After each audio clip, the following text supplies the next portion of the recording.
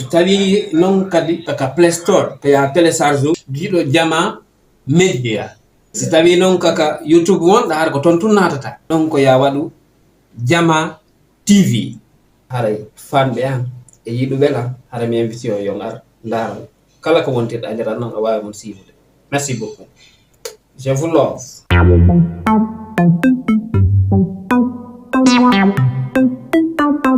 Allez, bonsoir tout le monde, c'est moi, Pochon. Encore aujourd'hui, j'ai une très grande nouvelle pour vous. Quand je dis une nouvelle, c'est vraiment une nouvelle. La télé Jama TV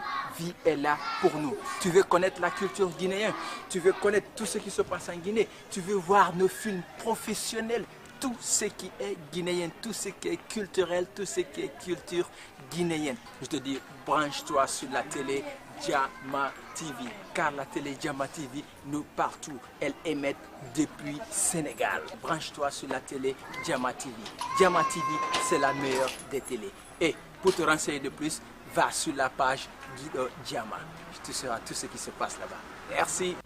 Jama, ko Jama wondete. Jama TV hibe wonde yimbe be fo. Ko kambe ndareten. Nemi ndari be wo benande weltoto. Ko fecci Guinée o ko kambe hollata. Artiste Guinée on ina wonde Jama TV. Petit bawela yanganade miɗo darde Jama TV kami wontiri o ko kamɓe mi darta joni na ka suudu to wawete darde Jama TV ɓe heɓata feere joɗagol dara télé ɓen ka suudu ɗum ko filme ngenen jinda ɓen a wawa télécharge application Jama TV on ɗum ka Play Store ka Google a télécharge e dara ka téléphone ma kala kay korɗa Jama TV na ka téléphone na dara welto no weeli min Petit Ba la nodditi on onon famɓe ɓen fof ɗo gandi giggol fetinayi ka la nodditi on fof darugol Jama TV ndara welto giggol fetinayi komin tigi hayunde waɗatama si mi yiɗima woyo min mi salatama si mi yiɗima mi jeeji accumiɗe Jama TV ko juurim. أعوذ بالله السميع العليم من الشيطان الرجيم بسم الله الرحمن الرحيم إن الحمد لله نحمده ونستعينه ونستغفره ونعوذ بالله من شرور أنفسنا ومن سيئات أعمالنا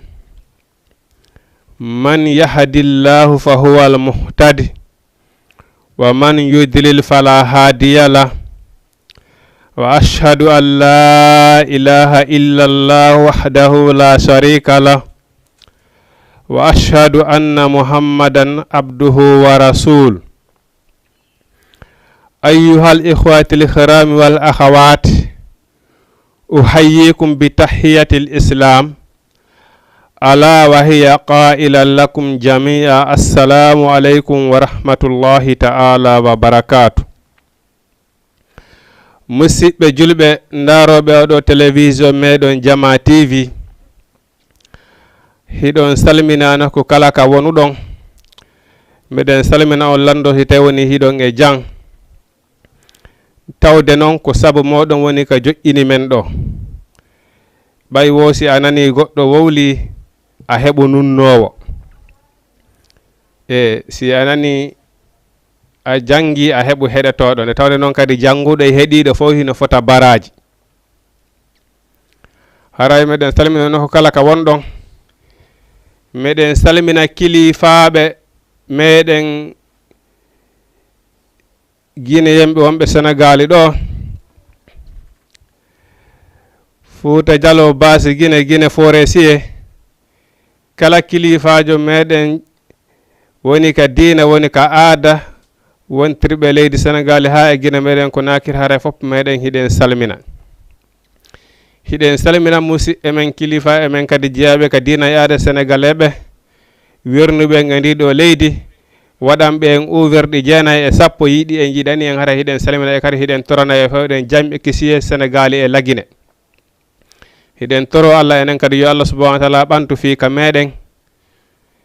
yo Allah en foolu wota en foole yo Allah subhanahu wa ta'ala ɓuttinan en ka meɗen okka en lamɓe ɓe andanɗa hoore maɗa hino yiɗani ɓiɓɓe leydi ndi haray miɗo torano miɗo seeditano hoore an seeditano on ala reweteɗo e gonga mo nafa rewɗo lorra mo rewali sina Allah subhanahu wa ta'ala. Hiɗen seedite oɗo nelaɗo meɗen Muhammadu sallallahu alaihi wa sallam ko Allah subhanahu wa ta'ala woni ko nelimo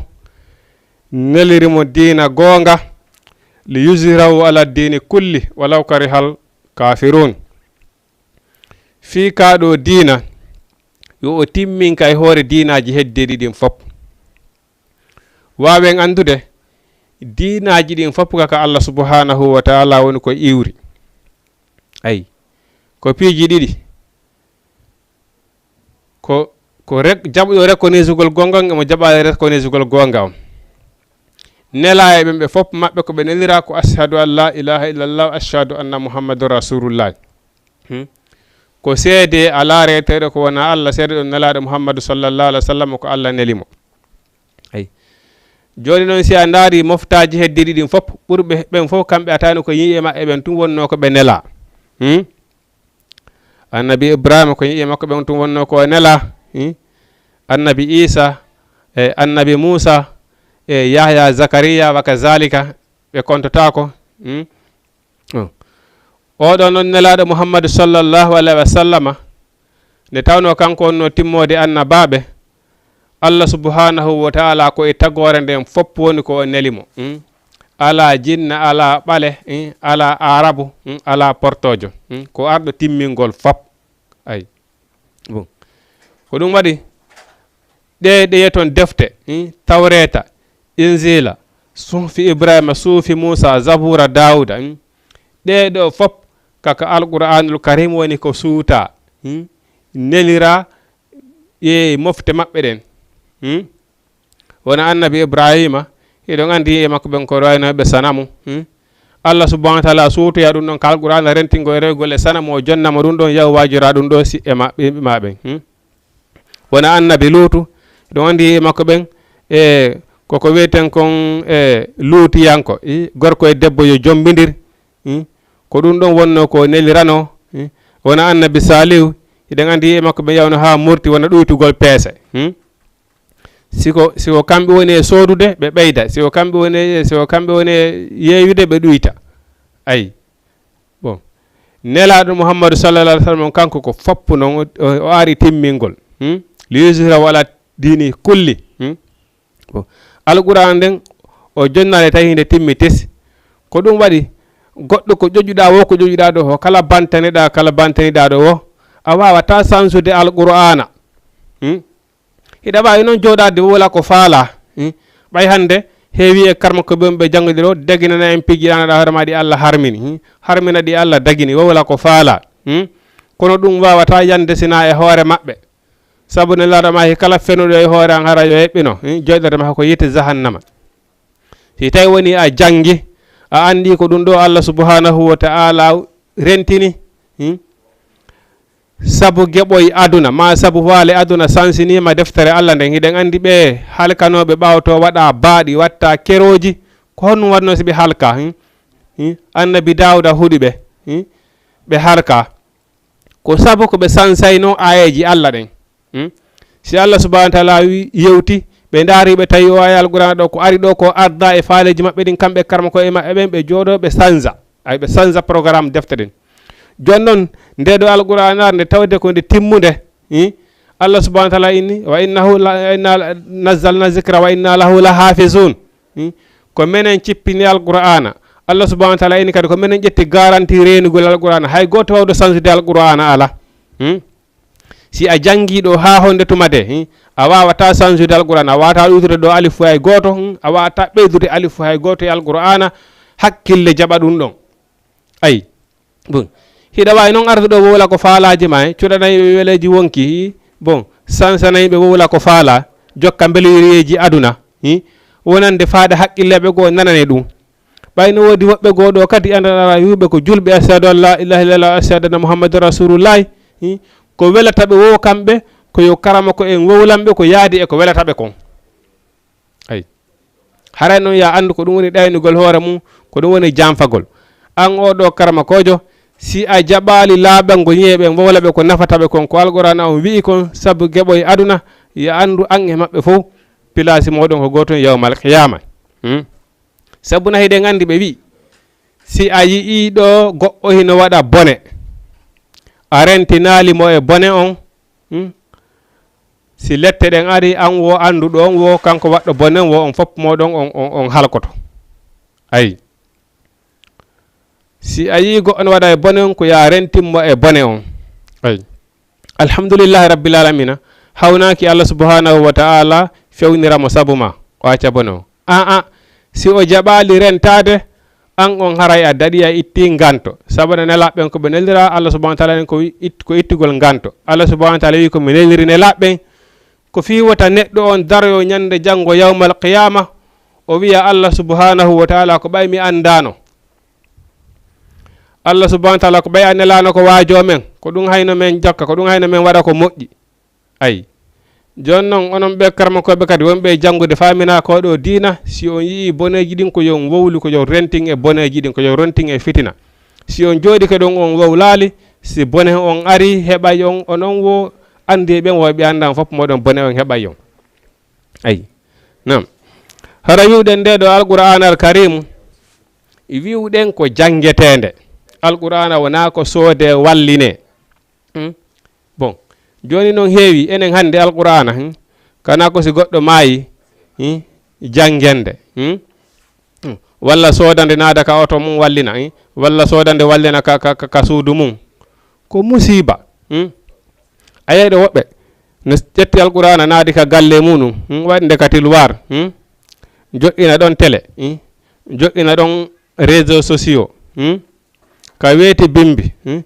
an jon gallejo on a yalti alqur'ana ka suudu ma ɓe gurde noon ka weeti bimbi ka salon ma ɗon hino télé, hino partout hande télévision waɗi réseaux sociaux, hara ko musique ino honka ɗon e hoore alqur'ana nden jemma e ñalorma a contrôla, ka otoje waka zalika, ƴetti alqur'ana on waɗi bibliothèque. Ay, ko musiba. Ay, parce que nde ɗo alqur'anare wiwɗen ɓay nde tawɗo nde tefano yayi jangaynoɗo nde on yawmal qiyama ndi weyi Allah subhanahu wa ta'ala yafor o sabu an, yafor o nadirmo alijanna sabu an, sabuna o jangaynolan ka aduna. Ay, sikkuɗa noon si a soodinde kadi a wallini, nde seedi tawi tawi hoore ma kadi nde weyi Allah subhanahu wa ta'ala o ko soodinolan ko o wallinaynolan par ce que no wonde haqqe. Joni si a soodiɗo joni dolokke, si ko so honum sodirta dolokke na fi ko wattoɗa. Si a soodiɗo jon dolokke a gayni a ƴettimo a wallini ka a soyimo a wallini ka wallisima intérêt ko nun sodanɗamo. Kala matériel hunko soduɗa ka aduna ɗo ko fiya gollitir kum ka, si haajuma ala e hunde nden, si haajuma ala e gollitirgol hunde nden a soodayde. Alqur'ana ko sodirɗande koko wallinaka nder oto ma tum, kaka ko wallinaka ka nder suudu ma tum, la musiba.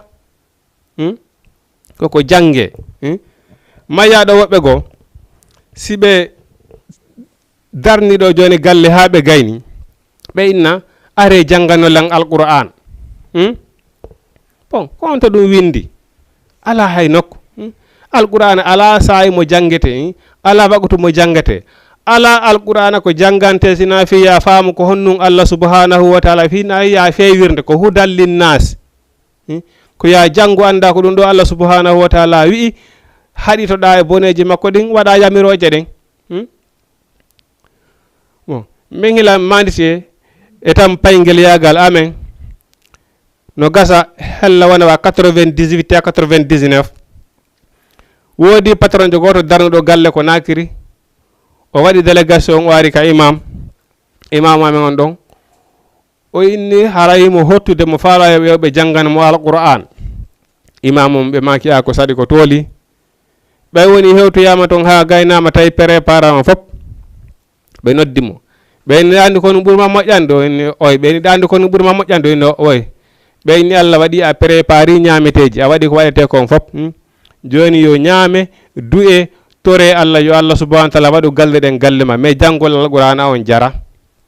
ɓeyni par ce que fiyo num si a jangiɗo alqur'ana yandu tun haray galle ma haray a anni kede galle jangirteɗe alqur'ana ilandema hande ka wiɗa yo alqur'ana jange ɗo a partir de ɗo ya andu alqur'ana ko jangata so alqur'ana janga ga tun haray ko musiba sa andi non haray a respectoyta ɗum ɗon haray kisa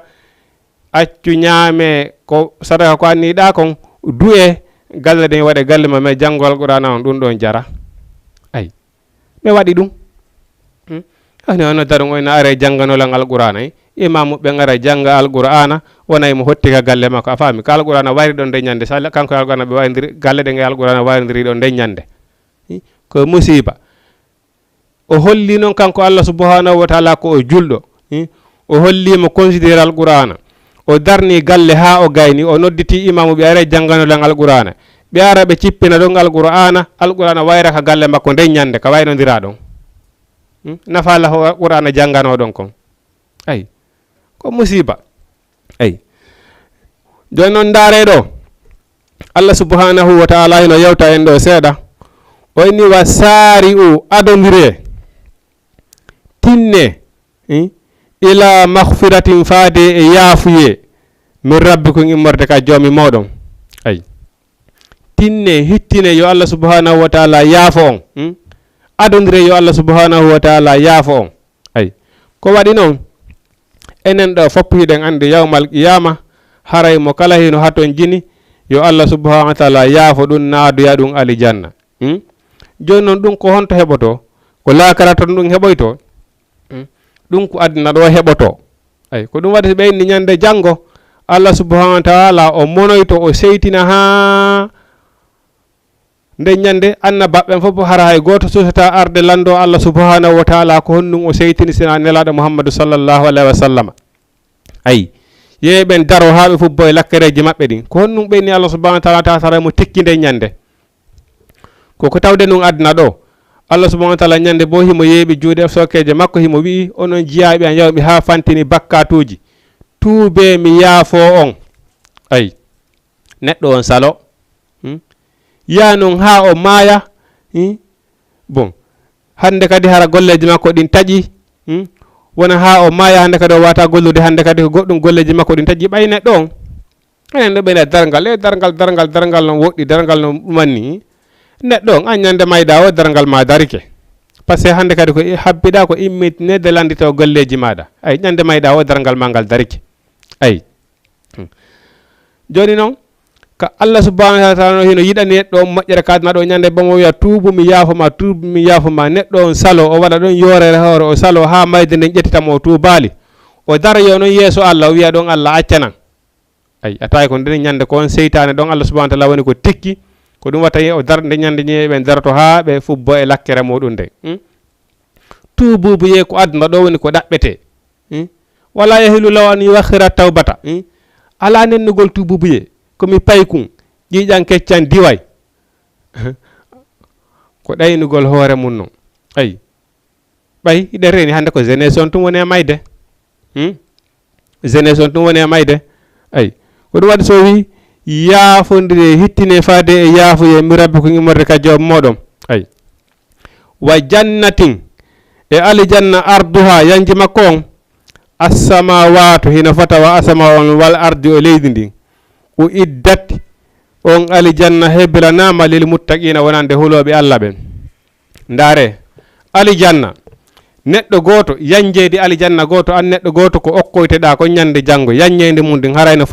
fata ilandema kange futata toon e kange mutiroyta toon ay enen ɗo fop ko hombo andi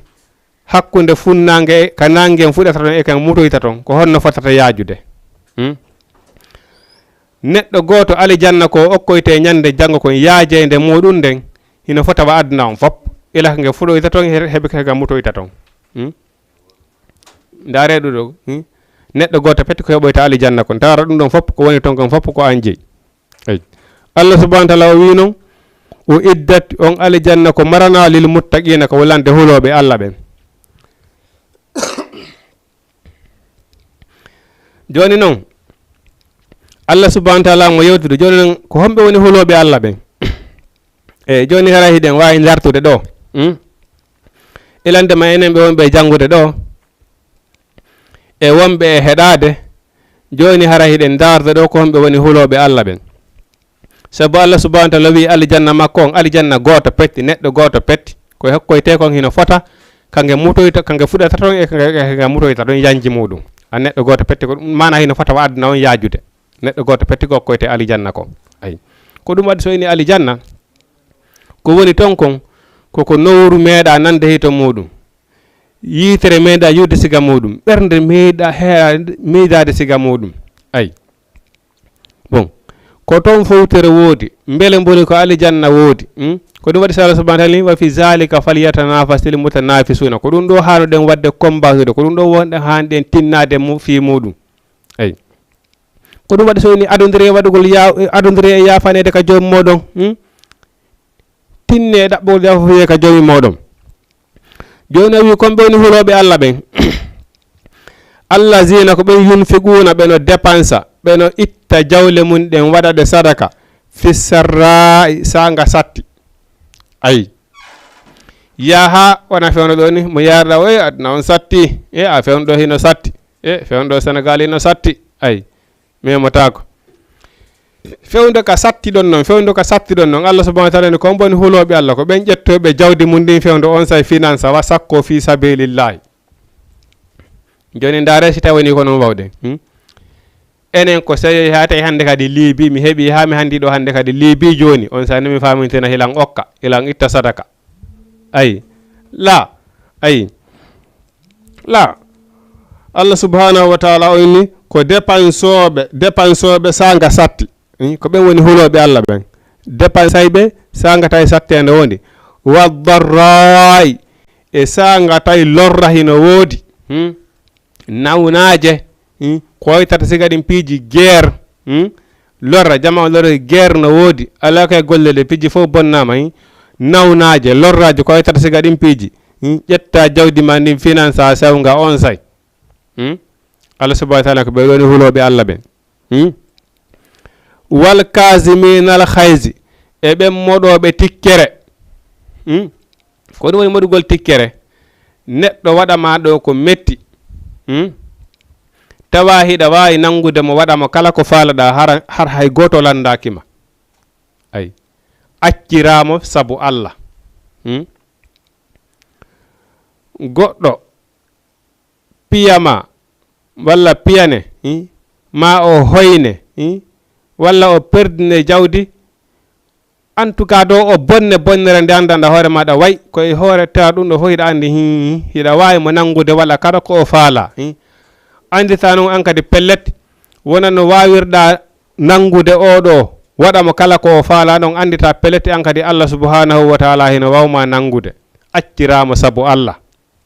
ay ko ɓen noon Allah subhanahu wa ta'ala wal khazibina al khayzi e ɓen moɗoɓe tikkere ko ɓeɗo woni huloɓe Allah ɓen ay ko ɗum ɗo woni kullal par ce que ko accirɗama ko sabu kullal Allah par ce que hiɗa wawi mo wadde kala ko faalaɗa o perdinanima walla o piyanima walla o waɗima ko andeɗa hoore ma ɗum ɗo heno satti ɗa wawi wadde mo kala ko faalaɗa a accirimo sabu Allah ay Allah subhanahu wa ta'ala ko ɓeɗo woni huloɓe Allah ɓen ay wal afina anin nasi ay yaafotoɓe yimɓe ɓen ay sabu Allah subhanahu wa ta'ala wi yaafodiremi yaafo on ay neɗɗo si a woni yurmeteɗo tagore nden a woni yurmeteɗo e ɓen la sakka bil mawti an kadi Allah subhanahu wa ta'ala yurmetema ay si a woni yaafotoɗo yimɓe ɓen ɓe bonne yaafoɗaɓe a faami an kadi Allah subhanahu wa ta'ala o yaafantoma boneji maɗin ay c'est très important no jari wattangol yiila moƴƴa banu adama ɗimmoje ma bonnima hiɗa wawi nangude mo waɗa mo kala ko faalaɗa si a yaafike mo tun ya andu an kadi Allah subhanahu wa ta'ala yaafotoma o yaafantoma boneji ma ɗum o yaafantoma bakkatuji maɗin ay yo taw tun ko sabu makko kanko Allah subhanahu wa ta'ala woni ko yaaforɗamo ay ko waɗi so inni wal khazimina al khayzi ɓen moɗoɓe tikkere ay tikkere ko goɗɗo waɗima ko satti ay accirama sabu Allah anda an kadi ene hiɗa wawi o kono ɗon anda an kadi ene de Allah subhanahu wa ta'ala min kadi no wawimmi ay oyni wallahu Allah yuhibbul muhsinina mo yiɗi yimɓe moƴƴinoɓe ɓen ay nam o wi ko wonɓe woni huloɓe Allah ɓen wallazina ko ɓen iza fa'alu siɓe golli fahisatan bone aw zalamu ma ɓe toñi anfusahum wonkiji maɓɓe ɗin zakarullaha ɓe jantoto inde Allah wi'ugol astaghfirullah subhanallah walhamdulillah goɗɗo hino falja waɗa bonere a andi bone ko ɗiɗi tewagol passi waɗa bone on ko ella molanaɗo mi ella molanaɗo hiɗa falja waɗa bone on ay kono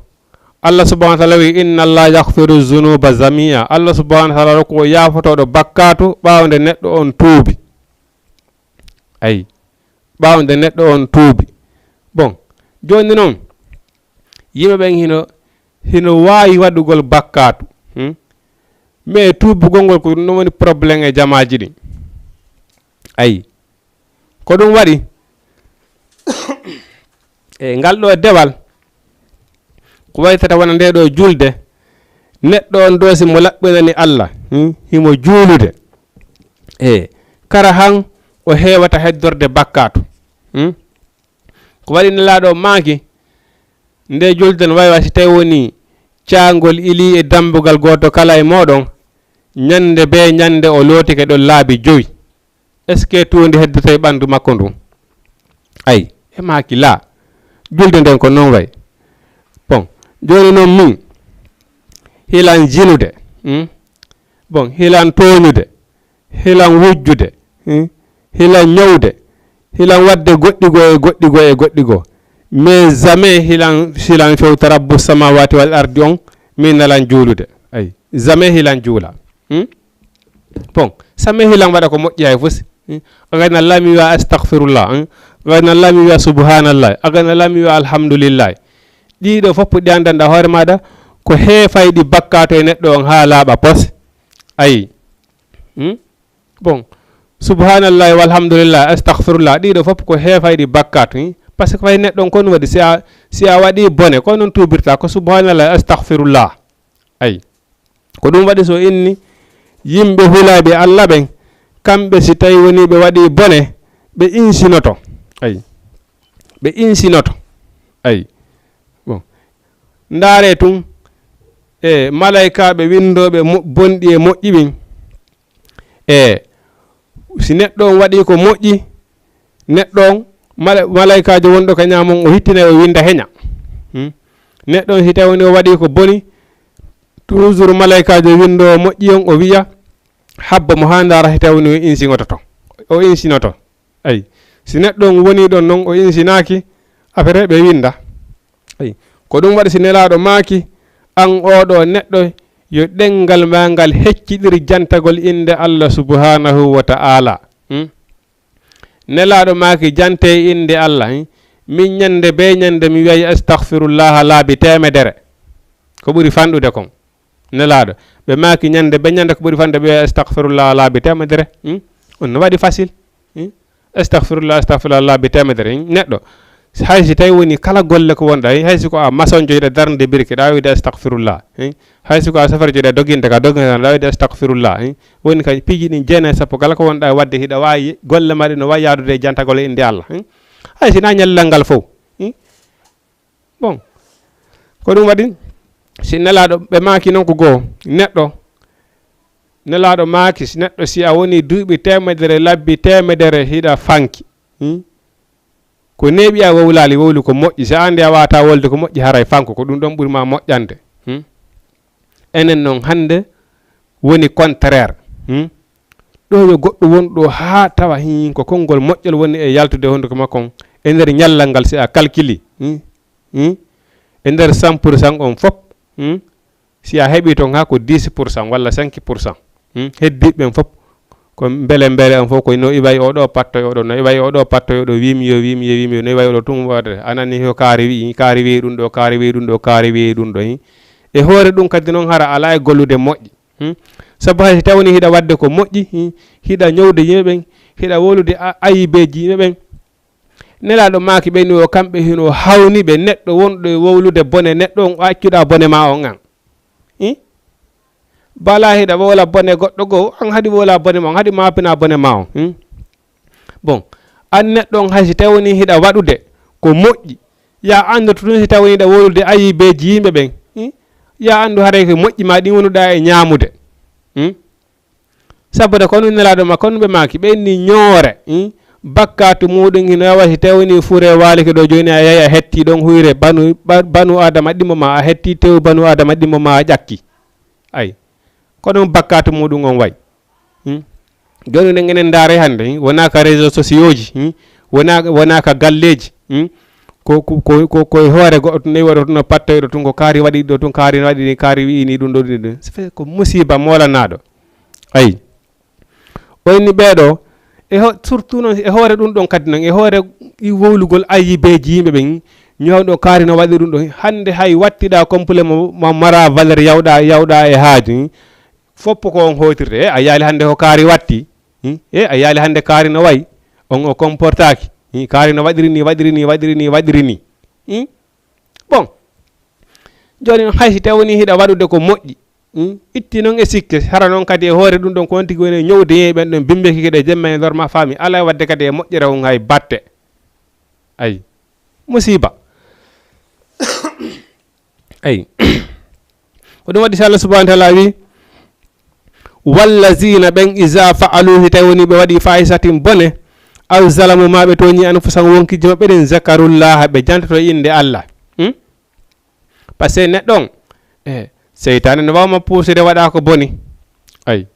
bon a mara suwa no wawi wonde ko ɗum waɗi so Allah subhanahu wa taala inni inna seytane lakum adun fattahizu aduwa toujours neɗɗon toujours kala hiɗa du'a contrôle de hoore ma neɗɗon il faut que maîtrise a hoore ma il faut que contrôle a hoore ma si tawi woni hiya yahu e hoore no nelaɗo on yamiri noon e hoore no dina kami ko neɗɗon il faut que contrôle a hoore ma wota wonu haatuma al khaidina hino jumpa tun no yaadude e jumpoɓe sabu nelaɗo maki cheytane ko bone ay ko gaño wonande on jokkitemo gaño ante noon laawi cheytane ɗin hino heewi ɓeyni kala ko puusuma e yeddugol Allah subhanahu wa taala kala ko feƴƴinma e keerol Allah subhanahu wa taala nganndu ɗon ko cheytane ruma ayi bon ko ɗum waɗi neɗɗo il faut que o contrôle hoore makko si cheytane fergitima tun a waɗi ko boni andita anede Allah subhanahu wa taala no yeeso ma ko hande mi hawroto e Allah ko janngo mi anda insinanoɗa tuuba ruttoɗo e Allah subhanahu wa taala inna la yaghfiru zunuba jami'a ayi bon o wi ayi fastaghfiru ɓe insinanto li zunubihim bakkatuji maɓɓe ɗin wa man yaghfiru zunuba ko hombo woni mo no yaafo bakkatu illallahu ko na Allah ayi bon joni noon yafanoɗa sa bonni Allah tuubu ruttoɗa e Allah subhanahu wa ta'ala harana jooɗagol tun in kala mo Allah fewni o feeway ma woɗawtol ɓe genale ko ɗe ɓaɗodiri wodoɗe dampidirta ay kono noon awa an e yenande ma nde gon dampidiray ay an e yenande goɗɗo go on dampidirta kono an e yenande ma nde foriɗen Allah taw hara ko jang wonani en toon si jang ala toon an e mayre on dampidiray awa ayi nde an noon e yenande ma nde on dampidiroya ɗum loroyta goɗɗo go kadi fi ɗon ɓaɗodiri ayi ko faljere molanande ayi par ce que en hawray Allah subhanahu wa ta'ala wawen andude kadi neɗɗo ça fait bonnugol Allah subhanahu wa ta'ala ñande be ñande wela fiigoy ayi wala wawɗa bonnirde ɗimmo ma ñande be ñande sabuna si en daari ɗo hiɗen bonnude Allah subhanahu wa ta'ala goy kono si a daari a tawi ko wonde bonidirde hakkundeji meɗen ko ɓuri ɗuuɗude ko boneten Allah subhanahu wa ta'ala kon bonidirken hakkunde meɗen kon kadi ko ɗum ɗon ɓuri mettude yaafade ko Allah subhanahu wa ta'ala edi ko boneten Allah subhanahu wa ta'ala kon ay sabuna hakkunde ma e ɗimmo ma on ɗum ɗon ko onon yaafodirta ay Allah subhanahu wa ta'ala wata yaafade ko waɗuɗa musidɗo mako ay ɗen andi hino tawa ko sattinoyta dargal bakkatuji ɗi waɗidirɗen hakkundeji meɗen ɗi ko ɗum waɗi yewtuɗen ɓawɗa ko ɗum waɗi so Allah subhanahu wa ta'ala yewti ɓawto ko wonɓe woni huloɓe Allah ɓen ko ɓen dépensay ɓe jawle mum ɗen sanga satti e sanga lorra ko mbo dépensata ko Allah subhanahu wa ta'ala dépensata mi sikki do ko musidɗo ɗimmo ma ka ndara tawa sattende hino woodi ƴetta jawdi ma ndin okkora yimɓe sattiraɓe ɓen nawnaji hino woodi guerre waɗi e leydi ndi ƴetta jawdi ma ni dépensa yimɓe tampoɓe ɓe lorriɓe ɓen ayi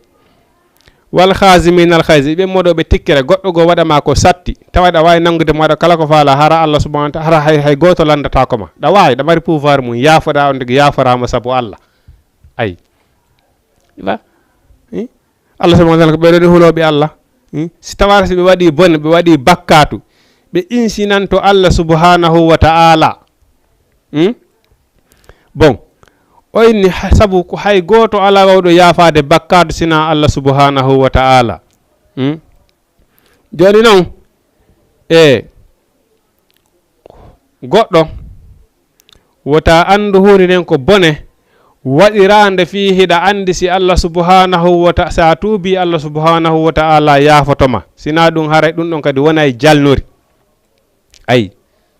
ko ɗum waɗi Allah subhanahu wa ta'ala ko ɗum waɗi so wi ala ko yurmete ha hewti Allah subhanahu wa ta'ala eyi ko ɗum waɗi simo yiɗi neɗɗo yurmeteɗo ko ɗum waɗi ko si yurmede makko nden adi tikkere makko nden sabu si ko tikkere Allah nden adino yurmede makko nden moƴƴatano ndaare ɗi a moftaji adanoɗi tawno kamɓe nde ɓe okkano ka ɗum ɗon tawno ko kamɓe tawno nde ɓe okkano ka ɗum ɗon kala waɗunoɗo bone o harketena ɗon kisan wa jallam al qirata al khana isir woɓɓe watta babbi woɓɓe watta keroji woɓɓe watta demuji ɗum ɗon fof sabu tikkere Allah subhanahu wa ta'ala enen nelaɗo meɗen Muhammadu sallallahu alaihi wa sallam okki en noon tawi ko yurmede makko nden adi tikkere makko nden hande ngu jamanu ngu fewdiɗen ɗo hande si tawno hara ko tikkere Allah subhanahu wa ta'ala nden addino yurmede makko nden wallahi moƴƴatano kono alhamdulillahi rabbil alamina ayi neɗɗo noon naya a ndaaru fi Allah subhanahu wa ta'ala ko yafotoɗo bakkatu ko mawni wo bon waɗa bone ha gayna inna joni mi waɗa bone o mi tuuba Allah subhanahu wa ta'ala yaafola non la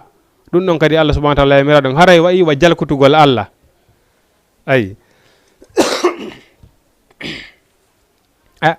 babam ɓe ɓalande ɓe ko yurmeteɓe ni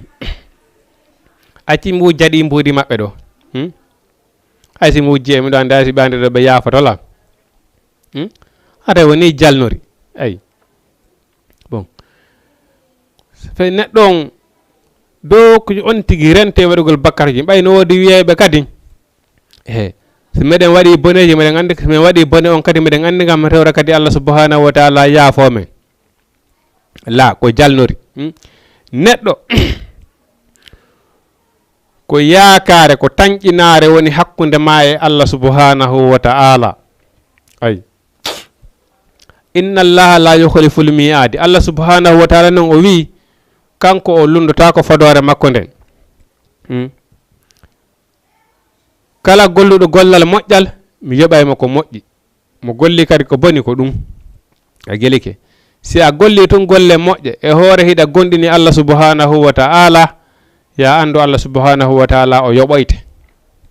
ayi bon naya andu fi Allah subhanahu wa ta'ala yo yafata bakkatu waɗira bone on inna kadi noon ɗa tubude Allah yahoma eɗen andi ko haala wimiye wo ñande ɓe ñande piya bappa itta bewum si be oye lannali wo bappa kam mayay joni la wona noon toujours neɗɗo on ko ya rentim hoore maɗa yeddugol Allah subhanahu wa ta'ala ko ya rentin hoore maɗa e waɗugol bakkatu sabuna yimɓe ɓe Allah subhanahu wa ta'ala finoyta ñande janggo tawa hara ɓe waɗa bakkatu hay fusi hara ɓe heɓiranono waɗugol bakkatuji Allah subhanahu wa ta'ala hino janni ɓe ɗo martaba mawnuɗo yawmal qiyama ayi hiɗen andi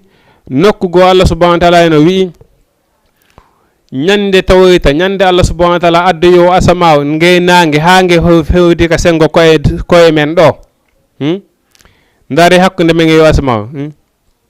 ɓe inni hakkunde ɗo e asama on leydi asama sino newotono hara o newotono ka goɗɗo yaa ko duuɓi guluuji temeɗɗe joyi woni ko yahitano hakkunde ɗo hara newotono ndaray nangen si yaltiɗo konge tappien ɗo konge musata en kon joni no ñande janngo si nge addama ha en tirodiri magge ka fewde koye meɗen ɗen nden ñande Allah subhanahu wa ta'ala o wi o waɗano yay ɗow no tawa ɓe waɗano ita ɗowdi ñande ɗowdi ala nde ñande sina ɗowdi makko no tawa moɗum suka mo andanɗa hoore maɗa o meeɗa wadde ko boni suka mo andanɗa hoore maɗa suka fewndiɗo debbo fewndiɗo ara weɓitanomo inna hinola mi ƴettima mi jonni hoore am waɗu kala ko faalaɗa suka on hino fewndi jiwo on hino fewndi e fof maɓɓe ko heccuɗuɓe jiwo on ara o inna mi ƴetti hoore am mi jonni mi waɗu kala ko faalaɗa suka on inna min miɗo hula Allah inni ittaqillah min miɗo hula Allah Allah subhanahu wa ta'ala ini oɗo hino tawaɓe Allah subhanahu wa ta'ala waɗa ta ɗowdi ñande janngo ñande tawi ɗowdi ala sina ɗowdi makko ndi kanko Allah hino tawa e maɓɓe oɗo suka ayi ko ɗum waɗi ɓe yimɓe immitinede ɓe ñande janngo ta ɓe rentino e waɗugol bakkatuji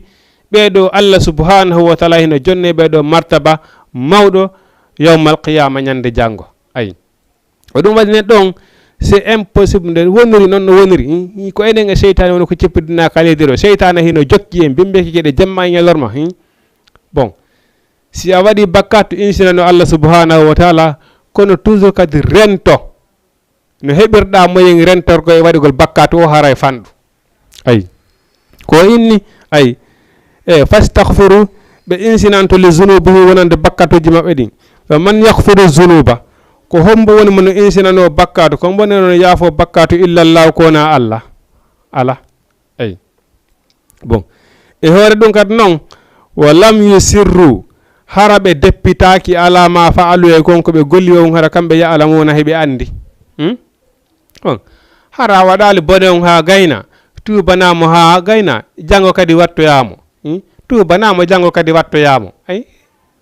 ay bon ko ɗum waɗi so inni wa lam yusirru hara ɓe deppitaki kadi ala ma faalu e on bone moɓe tubani on hara kamɓe ya'lamuna heɓe andi ay ko ɗum pullo fo ta inni ɗa ñande be piya bappa itta be um ñande be piya bappa itta be um yaafino si ba o ilanna lo bappa maya joni andi ɗum ɗo ko bone a tubani bone on ha a gayni hande janngo kadi wattama wona e tubugol fa janngo kadi wattama wona e tubugol la Allah subhanahu wa ta'ala jaɓata ɗum ɗon kadi asurutu tawbati ala annadamu ala ma fata alayhi sarti tububiye ko nisugol konko waɗi aado kadi fillota koko tubani kon ila yawmil qiyama ala tububiye ma on selli ayi ko ɗum waɗi woni ulaika ɓeɗo noon jaza'uhum joddi maɓɓe nin maghfiratun ko yaafuye min rabbihim immorde ka joom maɓɓe ayi wa jannatin e aljanna tajri hara ino ila min tahatiha sengole aljanna on al anharu canɗi khalidina fiha ko ɓe luttinteɓe ka aljanna ton ayi Allah subhanahu wa ta'ala wi honum o wi wa ni'ima moƴƴi azrul amilina joddi golluɓe ko moƴƴi ɓen o wi to honum Allah subhanahu wa ta'ala inni ko homɓe woni huloɓe Allah ɓen ko ɓen dépensé ɓe jawle mum ɗen sanga satti sangal lorra waɗi nawnare wona guerre e yaafotoɓe yimɓe ɓen si tawni ɓe waɗiɓe ko boni mo pijima yennima perdinanima jawdima waɗima ɗi 9 ko nanda ɗum ɗo hino satti e maɗa yaafora on tigui saabu Allah Allah subhanahu wa ta'ala en ko ɓeɗo no o ɗo ko e tawata kala neɗɗon si o waɗi bone o andi o waɗi bakkatu insinoto tuba ka Allah o tuba o rutto ka Allah subhanahu wa ta'ala ɓawde tubanɗa Allah subhanahu wa ta'ala bone mo waɗɗa on hara a ruttaki kadi e makko hiɗa andi ɗum ɗo ko bone ruttoɗa e on bone ɗon kadi Allah subhanahu wa ta'ala ni ɓeɗo yimɓe wawɓe nuɓen Allah subhanahu wa ta'ala o wi joddi maɓɓe ndin ko yaafuye Allah subhanahu wa ta'ala yafaniki e bakkatu jaɓe ɗum o yafaniki e boneji maɓɓe ɗin ayi min rabbihim immorde ka joom maɓɓe o waɗaniɓe aljanna tajri hino ila min tahatiha sengole aljanna on alnaaru canɗi no tawa e muɗum canɗi juuri hino tawa e muɗum canɗi kosan hino tawa e muɗum caangol beere Allah subhanahu wa ta'ala ini beere nder lakara ko lazzatan lissaribina ko welde wonande yaroɓe ɓen faami on andi avant l'islam on manade hari beere nden hino dagina ko nun harmini beere nden kono tawde hari julɓe ɓen si ɓe yari beere nden ɓe sulay ɓe wawata darade janto inde Allah subhanahu wa ta'ala ay ndaare ɗo moden yaroɓe tigiti ndaare woɓɓe go si ɓe yari ha woni ka ƴiƴam maɓɓe ɓe yari ha hande kadi woni ka ƴiƴam hande kadi ndaare ɓe yari ɓe yara haray ɓe wona à l'aise si goɗɗo woni yari beere ha tawi hande kadi beere nden nangimo netti o yara hande kadi ko yiɗa mo wasennidirtamo hande kadi est ce que o hino wawi darade ina waɗa e dewal Allah subhanahu wa ta'ala o wawata ay o wawata wadde dewal ay ɓay noon Allah subhanahu wa ta'ala andi ɓeɗo so tawni ɓe yarinde ɗo beere ɓe wawata wadde dewal o wi ya ayyuhallazina amanu la taqrabu salata wa antum sukara hey kono yo gonɗimɓe wota on arka julde hara hiɗon suuli ay bon beere nden noon harmina joni wagutuji ɗin ko 5 iɓe andi si ɓe yari bimbi ɓe yari 7 bimbi konko ɓe yari 7 wata ɓe akkutude ɗon e fana hewde ɓe andi ɗon ɓe wata juulude haray fana si ɓe yari e fana konko ɓe yari ɗon wata ɓe akkutude ɗon e alansara ay si ɓe yari e alansara ɗum ɗum wata akkutude ɓe ɗon e futuro si ɓe yari e futuro ɗum wata akkutude ɗon e gueeƴe aya yeyi noon beere nden harmina ɗon hande kadi subhana ni al haramu mutlaqan hande kadi beere nden harminama ko fes wonande julɗo beere harminanama aduna ɗo wonande julɗo julɓe jero hande woni wadde beere gurdam mum hande ko julɓe jero waɗi beere gurdam muɗum awa do Allah subhanahu wa ta'ala inni beere nden harminanama wonande julɗo ay si Allah subhanahu wa ta'ala winni noon beere nden harminanama wonande julɗo an a wiyaɗo julɗo wiwɗo ashhadu an la ilaha illallah ashhadu anna muhammadan rasulullah sallallahu alaihi wa sallama tawi ala ko waɗa sina tuɓɓoyagol ndel ɗo Allah subhanahu wa ta'ala ni hunna ummul khaba'is ko beere nden woni nene kala ko boni ayi bon safe on andi joni so on daari sa yi Allah subhanahu wa ta'ala ni aljanna ko noosu woni ton sa nani noosu ko aljanna sa daari piiji buyɗi Allah subhanahu wa ta'ala harminani julɗo on ka aduna ɗo hino daginanamo ka laakara Allah subhanahu wa ta'ala ni piiji go ko mi waɗiriɗi mi imposiri ko ha mi anda ko homɓe hulimmi ayi sa daari hay ka ɓe gorema piiji go a imposiri ɗi hara andi an tiri koye appliqué ta ɗiɗo kono a imposiri ɗi ha dara est ce que hiɗa huule ka galle ton ka huletake ayi tu vois awa Allah subhanahu wa ta'ala ko ni sa daari exemple sa daari wona musique musique ko hunde harmude sabu ɓe inni heɗotoɓe musique ɓen si ɓe maayi ɓe tuubali si tawi woni ɓe naata e aljanna safe andi musique ko hunde harmude kono probléme mum on yona ko luttiniya jommum ka yiite no mbawa waɗa heɗade ɗo musique koɗo hiɗa juulude hiɗa janggi bon a heɗoto ɗo musique walla ko a santere a maya waɗa e 9 kono si wagutu hewti hiɗa wawi darade juula hiɗa wawi janggude fatiha hiɗa andi ruku ɗa andi sujudu bon hiɗa andi sarteji dina ɗin mais tera noon hiɗa wadde affaire musique andi no gasa hawnaki o musique ɗon Allah subhanahu wa ta'ala jiiɗa bon kono a golli golleji goo bon wo okkuɗi wonɗiɗuma e okkude sanji musique on tun wawatama nadoyde ka yiite kono noon a naddoyta e muɗum ka aljanna ɓe wi wo o ndole goudron koko yeton on ndole goudron ko watte ka talol ko neɗɗo si tawi noon joni vérifiama ha tawi ko musique o bakkatu musique on tun woni ko e heddodi ko on ndole honcinoyte e noppi makko ɗin yawmal qiyama ko ɗum lotiroyte e noppi makko ɗin batte musique on iwa ko on ndole waɗete lodire nduga yaltironde ha batte musique on yalta o natoya noon ka aljanna ayi bon kono sa daari ka aljanna musique ino ton a jooɗoyta ton so tawi woni ko musique falaɗa heɗade addaneɗa guitare bon waɗa musique wonandire adna ɗo noosa beere nden hino dagina ton ayi hiɗa waɗana to rewɓe ko wiyete hurul ayni kon a toganaka hay fuy mais ɗum ɗon fopp noon hino rentinaka aduna ɗo ayi e goɗɗi goygo ɗo ko ɗum waɗi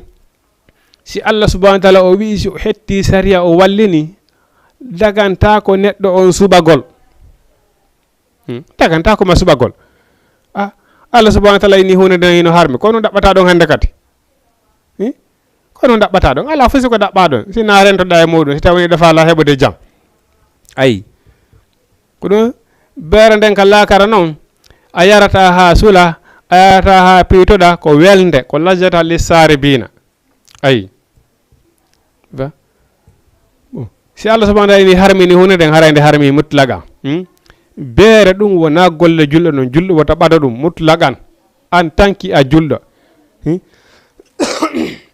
ko ɗum waɗi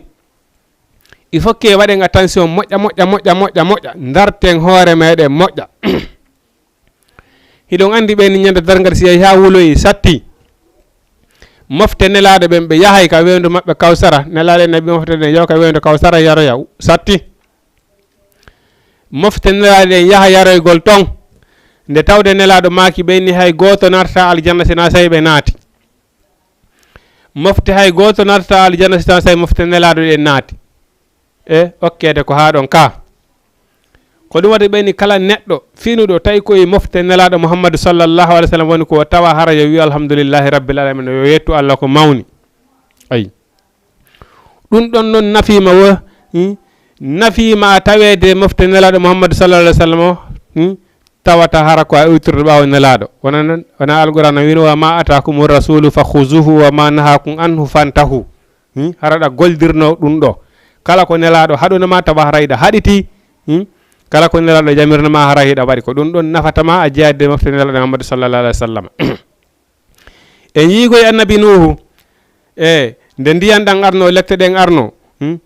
bon o wi ɓiɗɗo makko on ari ƴawen ka laana ɓiɗɗo makko on ko num wi o wi si ndiyan ɗan ari mi ƴawoyay ka pelle annabi nuhu ini ɗan ndiyan ɗo si ɗan ari ɗan accata hay goto bon on say ndiyan ɗan ari halkimo yooli ɓiɗɗo makko on annabi nuhu kon mo wiyala winni arabi huwa min ahali i oɗo de ko jeyaɗo e ɓe nguure am ko ɗum Allah subhanahu wa taala woni laysa min ahalika o jeyaka e ɓe nguure ma ko waɗi golle maɗe e golle makko ɗen safe de yaadali o rekoni zalima en tant que a baba makko en tant que annabi nuhu o rekoni zalima o jeyaka e ɓe nguure ma ayi tifa nafima noon a jeyede mofte nelaɗo mouhammadou sallallah alih sallam o hara hiɗa ɗofitino yamirore nelaɗo mouhammadou sallah sallam ɗa rentino boneji makko ɗi ko ɗum waɗi si ɓeɗo mofte nelaɗo yahi yaroyol ka weyndu kawsara ɓeɗo malayka ɓe ƴettay ɓole yiite ɗen ɓe ara ɓe luuboɓe nelaɗo maka en acciteɓe ko mofte an ɗen ni acciteɓe ko mofte an ɗen ɓeyno la mouhammadou ɓeyna ɓe sansino ko yamirɗaɓe kon ayi ɗum ɗo ko hunde hawnide a julɗo a wiyaɗe mofte nelaɗo mouhammadou sallallah alih sallam hiɗa dowa dartude hoorema tasko hoorema moƴƴa ndaare hande enen julɓe ko honto fonkuɗen beere hande ko hande façon beereji ɗin fof hino woodi a hottay ɗo goɗɗo hande mo jogui butel hum beere himo tuɓɓo andata sa ay déjà hande e menen sukaɓeɓen koyemin yawtu woɓɓe ɓen andanɗa hoore maɗa won ɓeynude heer say ɓen hula ɓen mara ɓe heta koyeɓe yeyɓe sooda beere ndin ha ɓe gana ɓe ara ɓe wancina ka butelji boisson ay ɓe yara ɗon sina taske moƴƴa wattanɗa yiiɗa anata oɗo ko beere nden woni e yarde par ce que a yeyi ko butel boisson o jogui mi ara ko beere nden woni nder ton ayi no hawni ha wona goɗɗo wonɗa e ɗaynude wona goɗɗo go wonɗa e tampinde sabuna ko yimɓe wonɗa suuɗade a wata suuɗade Allah subhanahu wa ta'ala wona min harmini beere wona goɗɗo go harmini beere ko Allah subhanahu wa ta'ala harmini beere wata suuɗo Allah subhanahu wa ta'ala wata suuɗo goɗɗo weytande Allah subhanahu wa ta'ala sabu Allah subhanahu wa ta'ala hino renuma ay inna la yakhfa shay'un fil ardi wala fis samai Allah subhanahu wa ta'ala fusi suuɗota ko mo naka leydi naka asamaw ay ko ɗum waɗi piiji buyɗi Allah subhanahu wa taala harmini ga ata yiɗi dagina ka alijanna ay kono si Allah subhanahu wa taala e hunde nde harmi mutlagan ko ya harminde ay wona rewɓe hurul ayni andita neɗɗo goto ñande janggo sa nato e alijanna ya jonne hurul ayni ɓe jeeɗiɗo bon ɗum kadi kono faliraɗa o ay ala enugol ɓay hande mi yahiɗo e janggo koɗa mi hande mi yahiɗa e janggo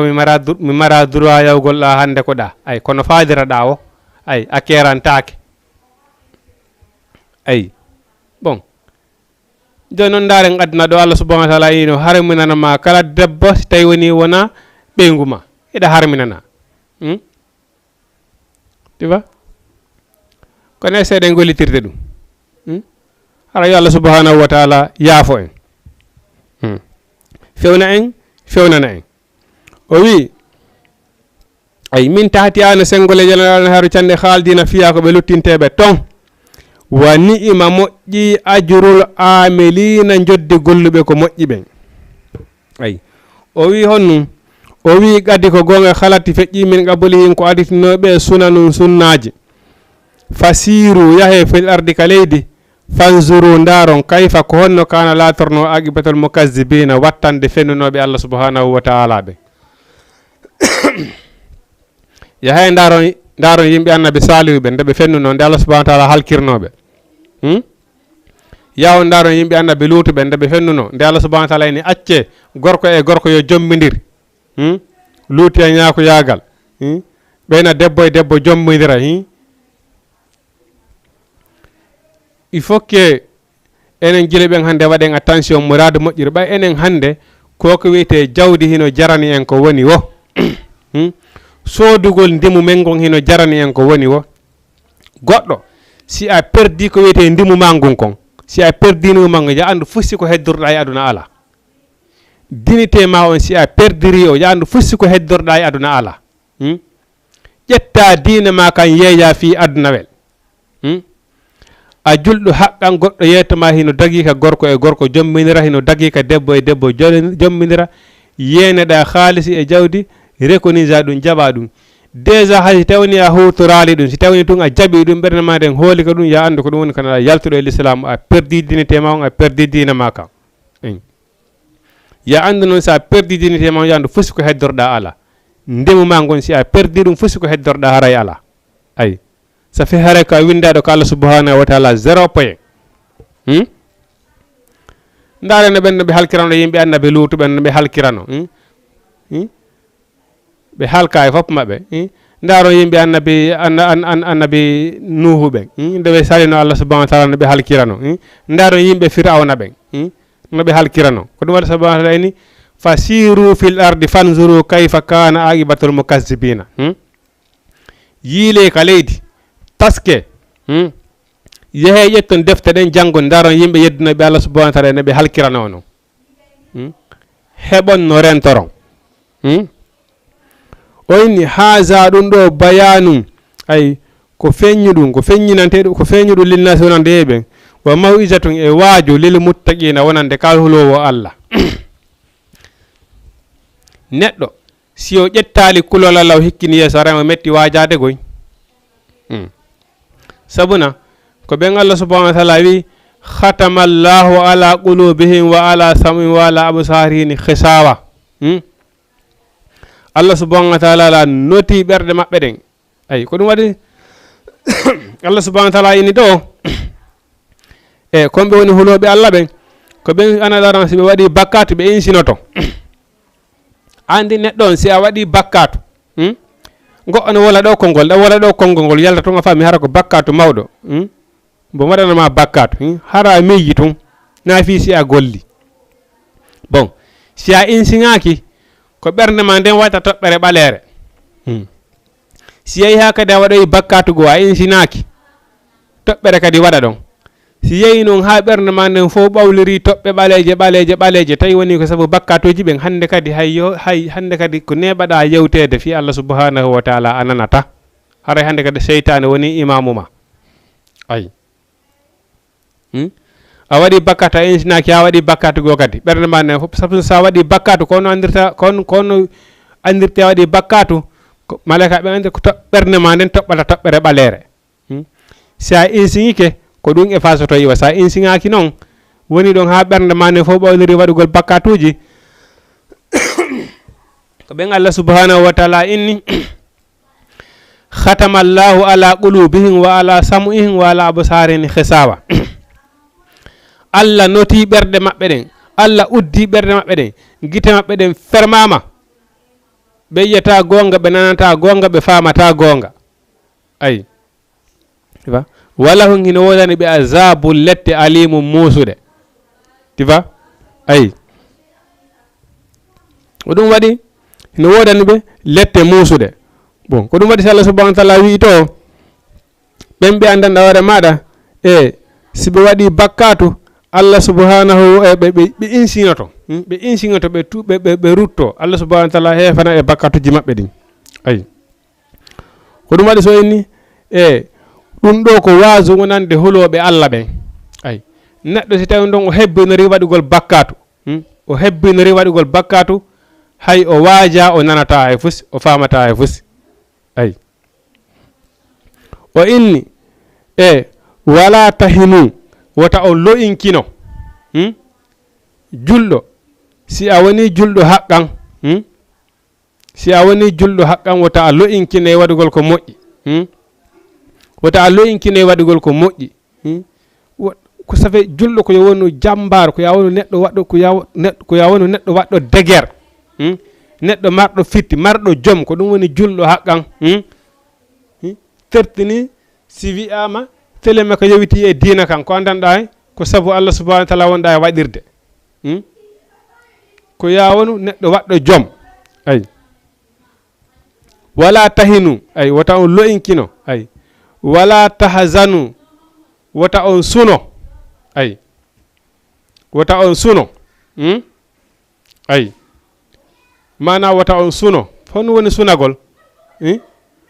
wona andanɗa hoore maɗa waɗugol wona andanɗa hoore maɗa yi'ugol julɓe ɓen hino waɗa mana heferaɓe ɓen hino heɓa piiji goo sunanagol suno hoyi aduna. Bon par ce que aduna on ko weli ɗo wo ko weli ko ha seeɗa ayi o lannay tiva aduna on ko weli ɗo wo ko weli ko weli ɗo wo ko weli ko ha seeɗa ni aduna o lannay julɗo on wota a suno en tant que ko diina wonɗa e gollande ko Allah subhanahu wa taala wota a suno ay wala tahinu wota on lo'inkino wala tahzanu wota on suno wa antumul alawna ko onon woni sengo dow ko onon folata ay ko onon folata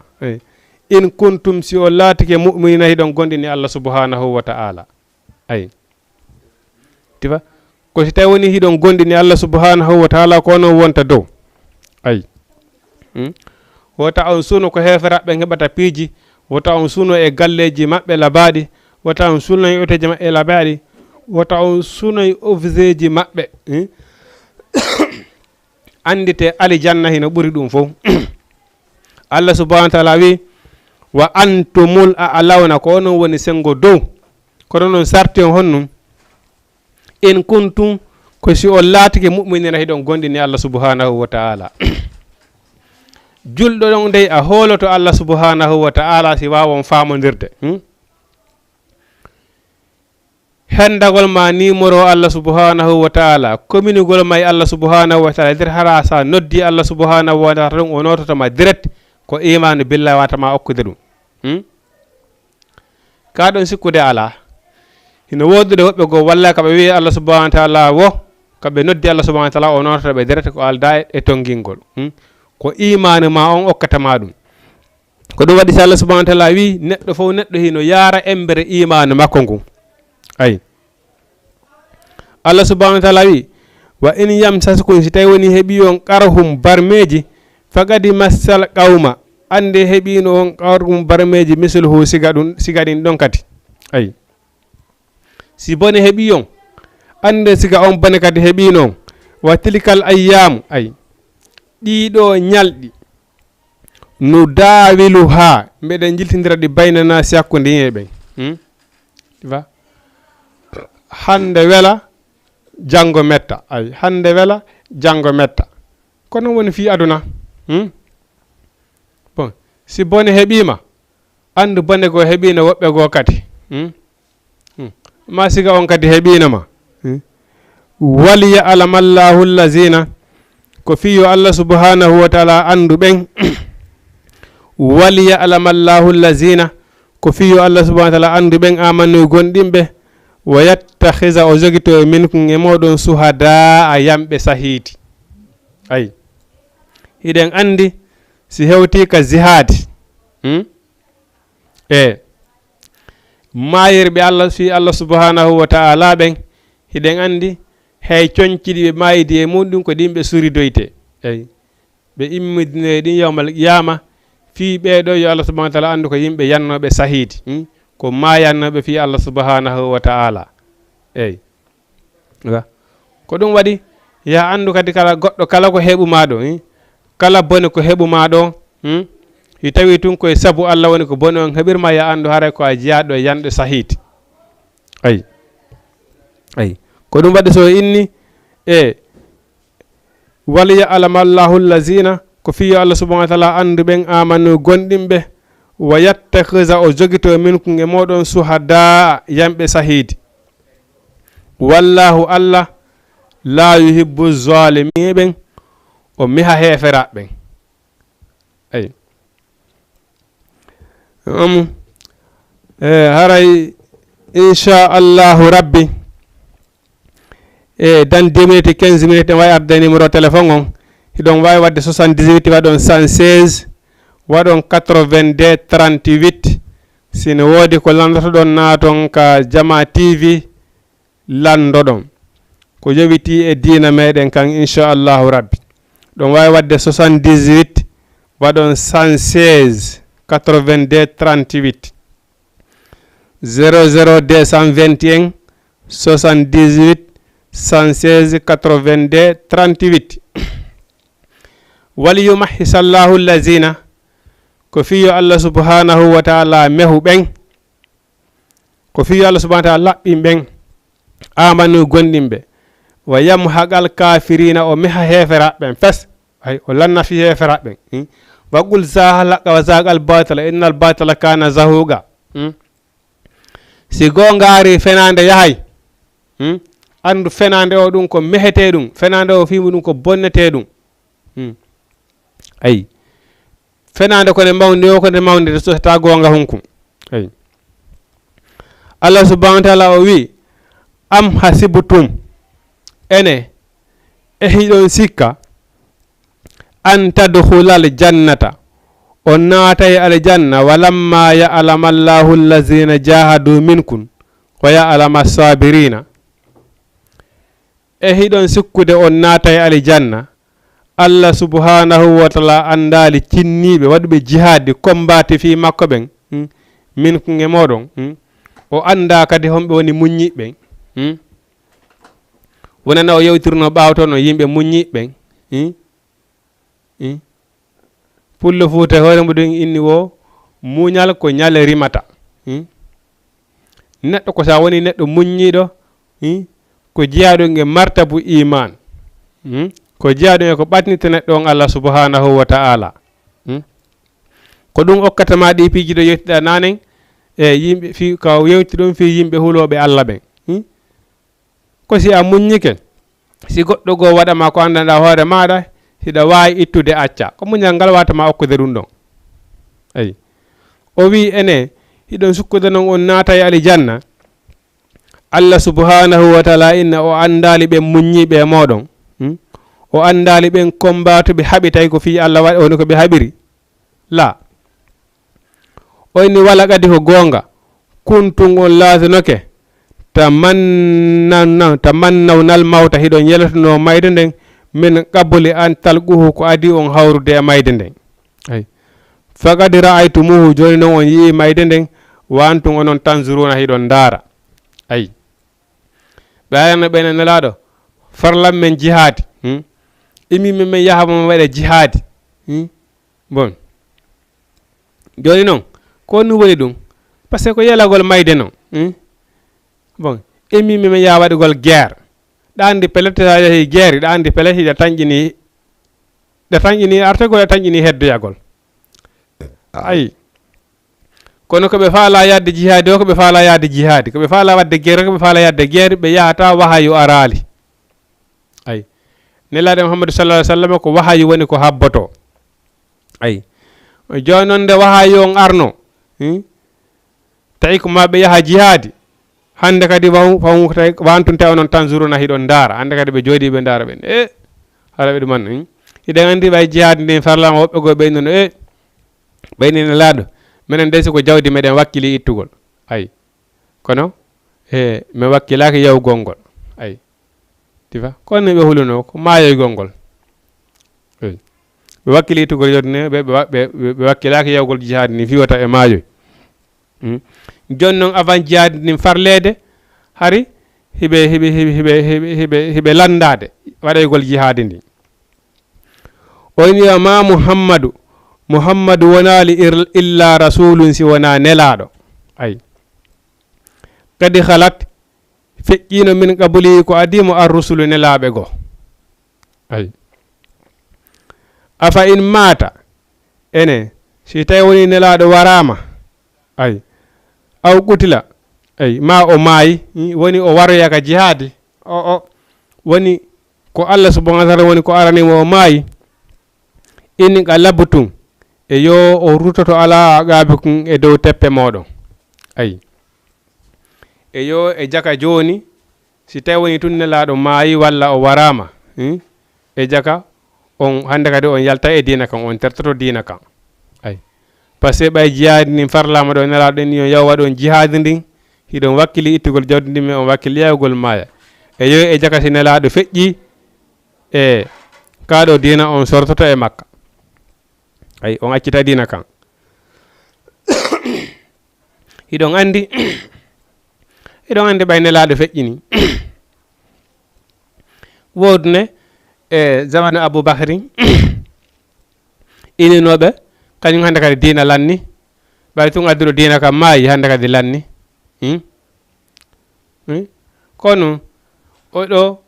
o ƴetti kafawari o inni wallahi o inni ko nelaɗo ma yahi ko nelaɗo addi konno ɗo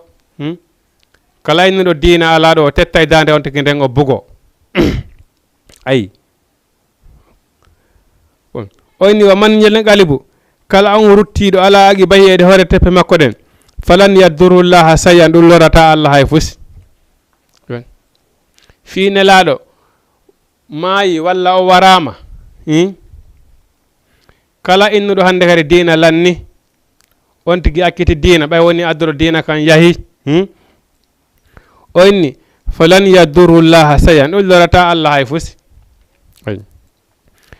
wa sayajziyallahu shakirina Allah subhanahu wa ta'ala hino sati yeɓugol e yettoɓen ko moƴƴi yettuɓe Allah ɓen Allah subhanahu wa ta'ala yeɓayɓe ko moƴƴi wa ma kana li nafsin hanana wonki ki mayata e ma kana li nafsin hanana wonki anta motande ki mayata illa bi iznillahi sina e yamirore Allah ay si a yahiɗo ka jihaadi a soppidiri e heferaɓe duuɓi temedere lebbi temedere 78 116 82 38 assalamu aleykum aleykum salam jaram nala toon jantum ko homɓe ɗon nodda on to ko algasimo ba wonɗo montagne rouge Wakam nam nala toon jantum algasum ba nam lam fala alamtade ɗon nam min ni ka lahdari to ɓenni kala yettuɗo ibna on haray o heɓali julde nden Allah yilti daaloyi ka deftere to Allah yilti daaloyi ka deftere to kala ka fewtu ɗon no ɗon ƴibla Allah mi faala expliquanami ɗon mana ɓeni kala mo fewtali ƴibbula on haray o heɓali julde e Allah subhanahu wa ta'ala wi to en hayso haraytum fa samma wasi hallahi nam algasim basim faami question ma on ɓe wi kala mo fewtali ƴibbula haray o heɓali julde e noko noon Allah subhanahu wa ta'ala ini wa haysu ma kuntum fa samma wajhillahi a andi hino woduno fewndo nelaɗo wonande ɓe yarayno jihadeji ɗin ni ɓe yarayno e laddeji ɗin ni hay an neɗɗo ngino heɓe hiɗa immo ɗo joni yaha exemple si tawinata kono Sénégal ɗo wowtuɗa ɗa immo ɗo yaha ka men hewta e nokkeli goo jiɓɓuɗa ko honto funnangen woniri ay hay e nder leydi Sénégal ndin ɗo sah hiɗa immo ɗo joni yaha e nokkeli goo faami hara qibla on no wurtanima fes ay tawa hara si a landaki konto qibla on fewti a juumay bon mi keɗo mi yahi Kaolack ɗo mi yahi juulugol mi fewtoroto après ko wurtana ɓen bon ɓen qibla on koni ça fait wurtanoma fes faami bon joni noon ko ɗum waɗi si Allah subhanahu wa ta'ala inni wa haysuma kuntum fa samma wajhillahi ko non woniri neɗɗo kala ko fewtuɗa haray Allah subhanahu wa ta'ala ɗon sabuna on andi wona Makka ko ɓen ɗon woni hakkude aduna on wontirɓe nano Makka ɓen ko nanoɓe ko ni koɓe becce ɓe fewta Makka ɓe juula ko nanoɓe fewtata ɓe juula wontirɓe ñaamo Makka ɓen koɓe ñaamino ɓe fewta Makka ɓe juula wontirɓe yeeso Makka ɓen ton wona Pakistan Endo ko waytata wona ɗon ɓen ko hirnange ɓe fewtata ɓe juula par ce que suudu Kaba ɗum fewtata ɓe juula enen wontirɓe ga ɓen fewten funnange juule bon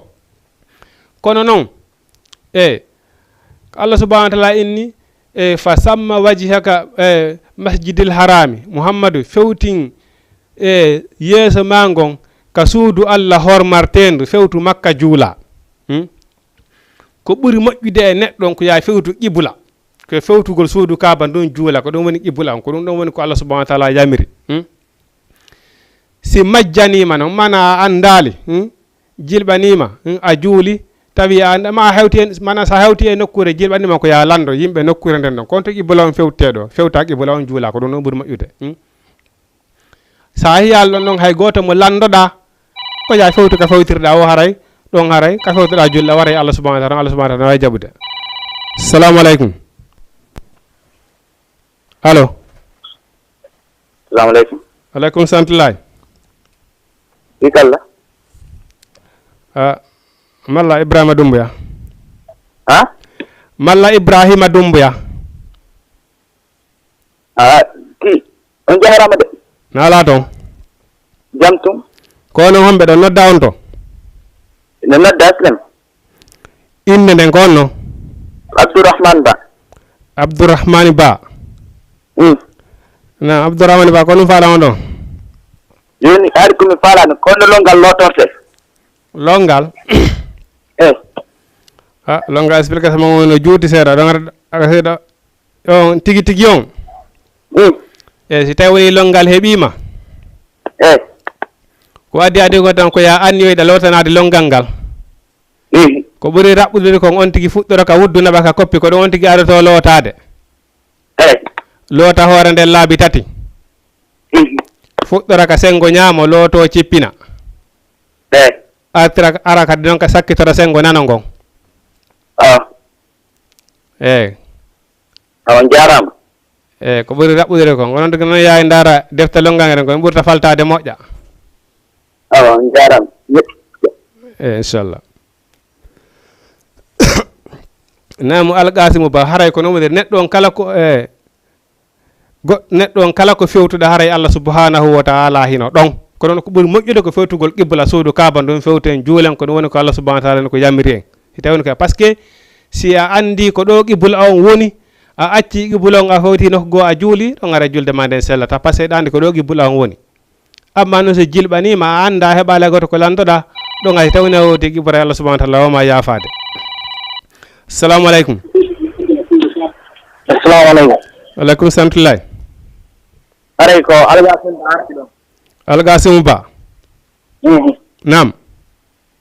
woni si tawi yimɓe nayi no juuluɓe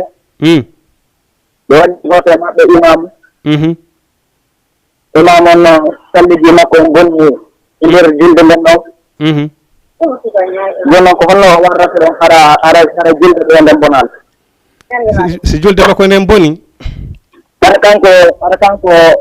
salliji makko en bonirima wonno guerte ɗon hara ɓeya salliji maɓɓe on bonali kanko yalta e julde nde. Bon kanko imamu si tawni salligi makko on boni. Oui, kanko imamu hara salliji makko on boni mo halmi woɓɓe. Ok, ko yo potto ko yo nangu goɗɗo goo mo hikkiɗo e makko mo salligi mum timmi o adda on ɗon o darna place makko o yalta e julde nden o yaha watta salligi makko oɗa timmintina ko heddi e julde nden kon. Allo. Ok, Alkasimu Ba joni ko piiji ndam wata bonnude julde joni goɗɗo se ndaari wona kala kadari joni julde no bonnira piiji ndam tiɗa juulude joni a acci wona ruku ma wona sujuudu ay gite wona sujuudu walla ruku wona tayya bon andirinno fof mana hara julde nde manku ɗum ɗon ko goo a sujjanay qabula salami walla ba'da salami ani ɗon a yaltata julde fof joni exemple ko darɗe nayi mi duwa juulude bon simi juuli ɗiɗi lan duwa joɗade ɗon mi tayyo mi yejjita tayya on mi immo bon ande mi ɗuytu julde nden lan duwano joɗade tayyo mi ɗuytu bon ɗum bonnali julde nden mi continue ɗon ha mi gayna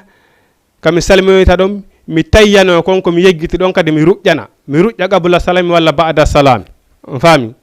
bon amma noon si tawni ko salligi am boni ko ɗum bonata salligi mana ko hendu fuutilan woni ka julde an ɗon salligi boni mutlaqan haray hande kadi ɓeɓe mi almi ɓawo ɓen simi andi hendu fuutikelan salligi boni ɗon hande kadi ɗin ɗon an tanki ko hendu fuuti on tigi ɗon salligi boni fes bon dagotako kadi mi kontina ɗon julde nden hande kadi koye mi nangu wonɗo ɓawo mi adda mo remplaçant mi darnamo après mi yalta e julde nden fes mi yaha mi wattoya salligi on hikkinoɗo yan o ara o kontina julde nden yeeri ko heddino kon si tawi woni hara ko ɗiɗi mi juuli no heddino ɗiɗi o ara o juula ɗen ɗiɗi heddiɗe o salmina ayi siko tati duwano juulede ko wotere mi juuli salligi am boni mi ari mi addi goɗɗo mi pooɗi adde dari place yeeso an o juula ɗiɗi heddiɗe ɗen o salmina mana komi heddino mi timminare julde nden kon ko ɗum ɗon o timminta julde nde nde selli min mo salligi am boni on mi yaha mi wattoya julde nde tayibu nam o wi an tadkhulu am hasibtum on sikku an tadkhulul jannata on naata e aljanna walamma ya'lamillahu allazina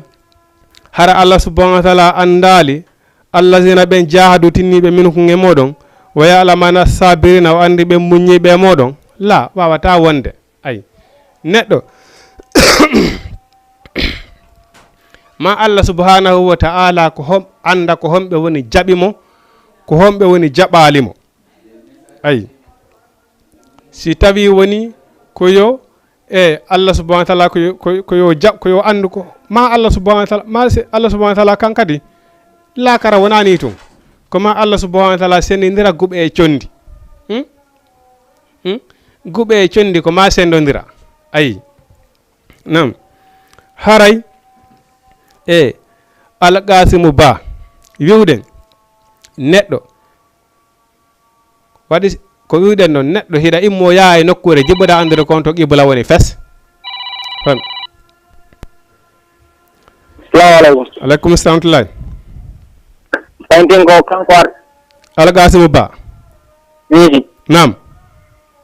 ene si on tigi julde fiɓugol juuɗe ɗen juula e haltiɗo tontiran ko non ɓuuri e moƴƴude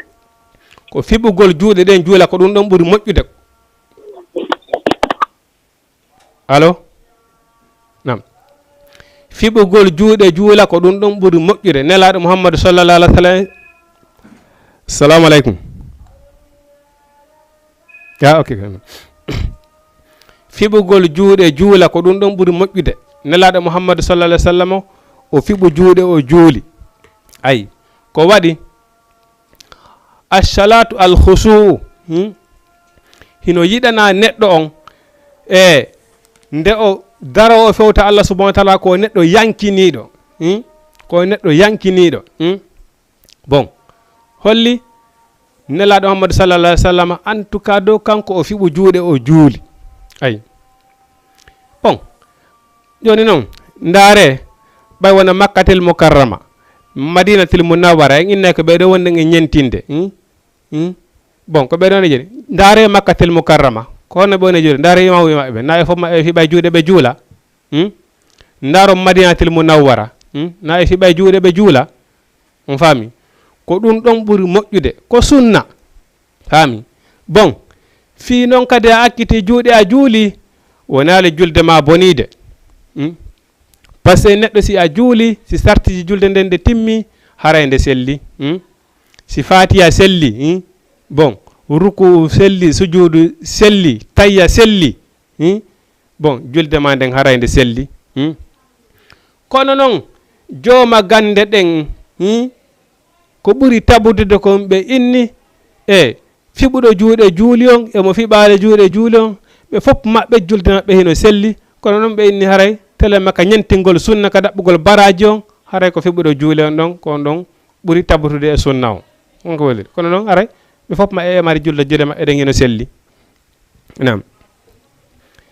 wiwɗe nga qibula si a anda ko qibula on woniri ko ɗum Allah subhanahu wa ta'ala eni kala ka fewtirɗa haray Allah hino ɗon sabuna wontirɓe nano makka ɓen ko nano ɓe fewtata ɓe juula wontirɓe ñaamo makka ɓen ko ñaamo ɓe fewtata ɓe juula wontirɓe hirnange makka ɓen ko makka ɓe fewtata ɓe juula wontirɓe funnange makka ɓen ko makka fewtata juula on jelike bon ko ya an noon ko ya andu ko ɗo woni qibula ma on fewta qibula on juula ko ɗum mari baraji ɗi si a andi ɗo ko qibula ko ɗo woni qibula on a wi tumbay Allah subhanahu wa ta'ala wi kala ka fewtirɗa Allah no ɗon an a fewtiri ka yidirɗa o a juuli ɗon ara heɓata julde de ara heɓata ko ɗaɓɓa julde kon par ce que ɗa andi ko ɗo qibula woni fewɗa juuruɗa Abdourahmani Ba yiwɗel longal ko ɓuri raɓɓuɗude kon si a annike fi lotagol longal ngal si a adike ko ilanɗe kaka wudduma ila ka wuddu naɓi ka koppi ko ɗon adatoɗa lootude bon si ɗum ɗon laaɓi ile ka wuddu heɓi ka koppi a looti ɗon ha laaɓi loota hoore ma nden laaɓi tati bon hande kadi tere maɗen loota ay bon ɓanndu ndum sengo ñaama ngol loota ha laaɓa pos cippoyɗa faami bon loota sengo nan gon kadi cippoyɗa bon déjà hino waɗi kadi façon go mana si a looti hakkude wuddu ndun e koppi ɗin ha gayni ɗa wawi salligade ɗa wawi salligade salligoɗa comme wona salligi loota juuɗe ɗen salligoɗa waɗano salligorte noon ga ha gayna loota hoore nden laabi tati cippoɗa ka sengo ñaamo ɗo kadi cippoɗa ka sengo noon sakkitoroɗa koyngal mana naɓida salligi on e lootagol longal ngal a faami bon hiɗa wawi naɓudude salligi e lootagol longal ngal ɗon si a gayni lootare longal ngal siɗa faala salligota ko a yaa juuliroya on salligi ma ɗon en tant que o bonali o hiɗa wawi lootare longal ngal ha gayna kadi continue salligi ma on yaa juuloya kadi a faami l'essentiel noon ko yo ɓandu ɗum fof ɓuuɓu faami par ce que heddike waadere wotere tawi woni heddike waadere wotere petti e ɓandu ma ndun tawi woni laaɓali haray longal ngal ngal sellata haray onon wonnoɓe darde télévision Jama TV on fof moɗon haray on salminama e Alkasimu Ba e Abdourahmani Ba haray on fof moɗon on salminama e kala wonnoɗon darde Jama TV kala falanoɓe natude ɓe heɓali feere natugol haren fof moɗon on salminama haray émission men on inchallahu rabbi sakki aljuma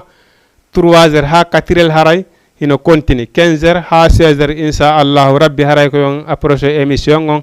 noddon inchallahu rabbi haray menen kadi men joɗorade ɗo saabu meɗen ɓuuri fof gandal meɗen andi wallano ɗo buwoɓe ɓen e darde tawa haray ɓe ɓuuri men gandal fuu on faami inchallahu rabbi kala ko humpaɗon e dina moɗon kan ɗon wawi noddude lando si tawi woni meɗen andi men ɓaŋinen si tawi woni kadi men anda en tefay ha men laɓɓinana on ngal men adda ngal ɗo kadi men laɓɓinana ɗon inchallahu rabbi haray ko yon approché émission on sakki 3h ha 15h inchallah rabbi kala ko humpaɗon e dina moɗon kan inchallah mi wawa on addude famen fi muɗum haray on fof moɗon on toranama e Alkasimu Ba Abdourahmani Ba e kala falnoɗo noddude tawi kadi heɓali feere noddugol haray on duwanama on weltanama abonné Jama TV fof moɗon on fof moɗon on salamina haray goto accaka yo Allah subhanahu wa ta'ala firtengal sika ɓana en kata dande en alata dande en kata e kasara rahmati la ilaha illa anta subhanaka inni kuntu minaz zalimina inna allaha wa malaikatahu yusalluna ala nabiyyi alladhina sallu alayhi wa sallimu taslima haray ko musidɗo moɗon e Ibrahima Dumbuya aqulu qawli hadha astaghfirullah li wa lakum assalamu aleykum wa rahmatullahi ta'ala wa barakatuh